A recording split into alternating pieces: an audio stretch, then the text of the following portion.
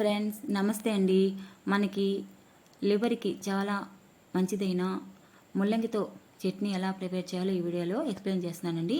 ముందుగా మనము ముల్లంగి ముక్కల్ని, టమాటా ముక్కల్ని, అలాగే కొత్తిమీర, కరివేపాకుని ఒక ప్లేట్లో అయితే రెడీ చేసి పెట్టుకోవాలండి. ఆ తర్వాత ఇంకొక ప్లేట్లో వచ్చేసేసి మనకి ఎండుమిర్చి, అలాగే జీలకర్ర, కొద్దిగా మెంతులు, ధనియాలు కూడా పక్కనే పెట్టుకోవాలి. ఇవన్నీ రెడీ చేసుకున్న తర్వాత మనము కొంత వేరుశెనగ పప్పులను కూడా తీసుకొని వాటిని వేయించి ఒక ప్లేట్లో రెడీ చేసుకోవాలండి.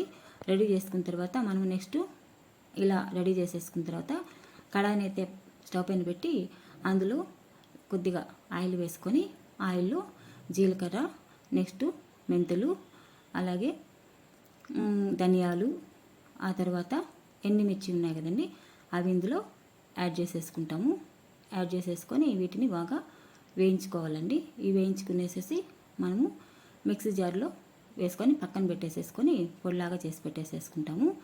ఇవన్నీ అయిపోయిన తర్వాత నెక్స్ట్ మళ్ళీ మనం ఏం చేస్తామంటే వెంటనే ఇంకొక కడాయినో లేకుంటే అదే కడాయినో పెట్టుకొని అందులో కొద్దిగా ఆయిల్ వేసుకొని మనం కట్ చేసుకున్నాం కదా ముల్లంగి ముక్కలు, ఆ ముక్కలను కూడా ఇందులోనే వేయించుకొని బాగా బ్రౌన్ కలర్ వచ్చేలాగా వేయించుకోవాలి.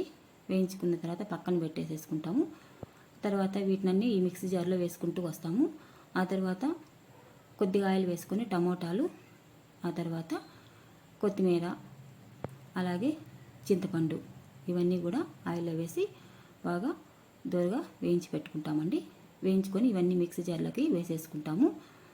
అలాగే సాల్ట్ కూడా ఇందులోనే యాడ్ చేసేసుకోవాలండి. యాడ్ చేసేసుకున్న తర్వాత మిక్సీకి వేసేసుకుంటామండి. వేసేసుకున్న తర్వాత మనకైతే ఈ పచ్చడి అయితే ముల్లంగి పచ్చడి రెడీ అవుతుంది. దాన్ని మనం ఏం చేస్తామంటే కొద్దిగా ఆయిల్ వేసుకొని అందులో ఆవాలు వేసుకొని దాన్ని తిరగమాత వేసి ఇలాగా రెడీ చేసుకుంటాము. చూడండి, ఇప్పుడు మనకి ముల్లంగితో చట్నీ అయితే ప్రిపేర్ అయిపోయింది. ఓకే అండి, ఈ వీడియో నచ్చినట్లయితే లైక్ చేయండి, సబ్స్క్రైబ్ చేయండి, అలాగే షేర్ చేయండి.